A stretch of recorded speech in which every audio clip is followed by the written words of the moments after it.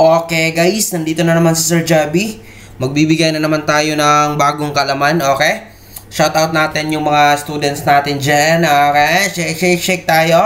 Okay, now, try natin sagutan ito guys. Modulus ito guys.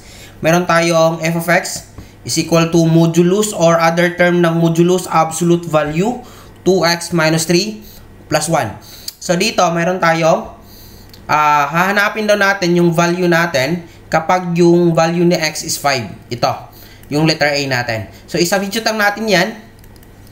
So, sa ating modulo 2 times 5 minus 3, then plus 1. So, ang sagot natin dito, 2 times 5 is 10. 10 minus 3 is 10 minus 3, 7. Then, absolute value din yan, 7 na yan, plus 1. So, ang sagot natin dito, kapag yung x natin is 5, ang sagot natin is 8. Okay? Okay. Try nyo itong sagutan guys, B and C. Comment yung sagot nyo sa comment section. Okay? Shik lang tayo dito.